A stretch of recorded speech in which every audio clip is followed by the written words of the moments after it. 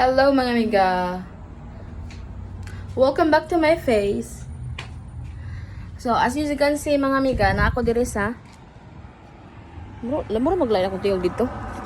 Na ako diri sa gikan ko sa diha sa ospital. Kay patawag ko sa akong doctor nga patuon ko kay niabot ng resulta sa akong blood test or lab test and everything test. So, it's not really dili siya happy news. Bad news siya. So, kamong naadya sa mga viewers nako dira sa kuan.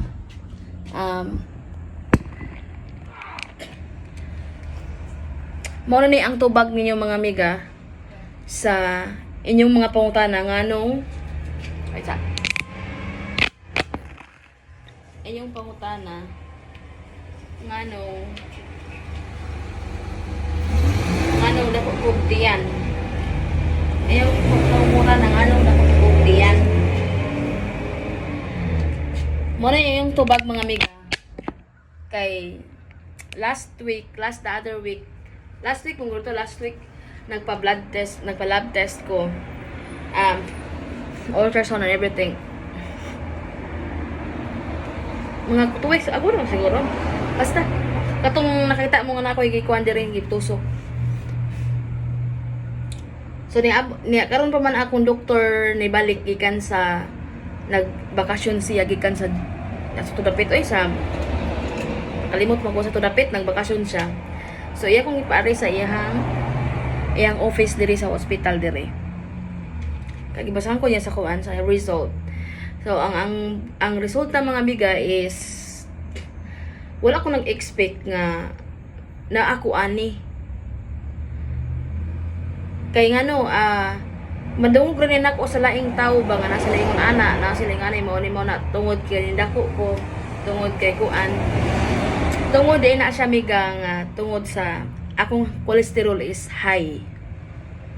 So, ang tinuod mga amiga, ingon ang doktor nako na ako'y PCOS. Mauna hinungdan nga nung daghang kay buhok sa kong naong. Kita man ako naong daghang kay buhok dili mga excess hair. Nya, mauna hinungdan nga nako'y buhok sa kong kibot. Akong gitubuan ko bulbul sa akong lubot. Gitubuan ko daghang buhok dili mga excess hair nako. Mao dunay gikuan, mao dunay meaning niya daghang ikog mga ingani yun ani kaning ani tungod ay nga nakoy PCOS mao din na siya.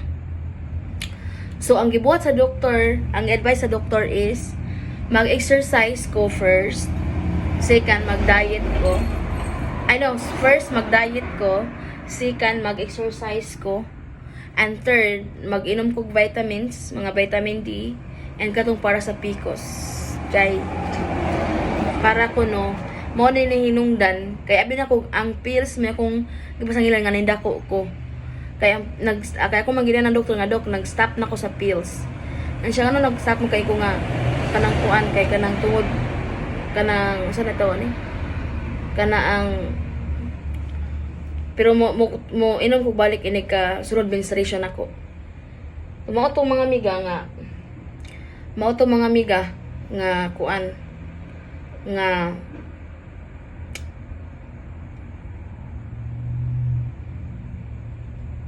dili sad ko pero murag kuan siguro kay sa Pilipinas man good puro exercise dito good luck lakwat siya dito mo din ani ko kadak nag-start man ko dako kayo sukad ato pagka December kay last year wala pa kay koy mga inani, wala pa kay koy mga kuan ba.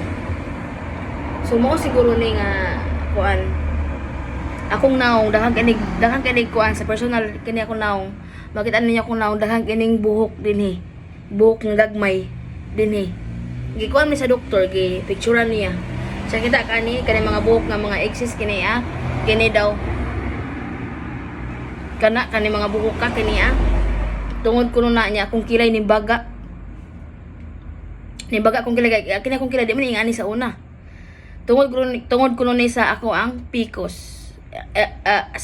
Sana kanang symptoms sana basta effect sa PCOS ba yan na. So nag-order ko sa online o katong tambal nga kuan, wala pa siya ning abot. Sa August 28 pa daw siya ning moabot. Kay ginahan siya orderon sa online. O gisitaan ko sa doktor o lain nga vitamin D. So ako siyang pick upon unya. O mao to mga amiga. So karon na ano ninyo mga tubag nganong daghang kinungtana sa siguro daghang kinungtana ma'am nganong daghang ngando ko kagtiyan. Nganong kuan kay kanang sana kasi una mga amiga dako kog kaon pero di kay ngon ani kadagdag akong tiyan. Naibong sad ko baya. Pero kuan kanang uban nila ingon anak ko doktor ko dok dili sad mayuma siya dili man mayuma nalang jud kay PCOS. Nako no koy PCOS. Kaya tungod ko na sa cholesterol. Akong cholesterol level mga amiga is very very high. As in, hapit mo 500. So mag-backlash kog mga pagkaon nga mga mantikaon. Kanya sige na kog diet ani mga amiga. So mao to mga amiga, tanang mga tubag ninyo, mao na ni mga tubag na nga inyong gipaabot pangutana. So mao na to babay kay na ang akong shuttle bus. Bye-bye. Ako ning upload later. Bye-bye.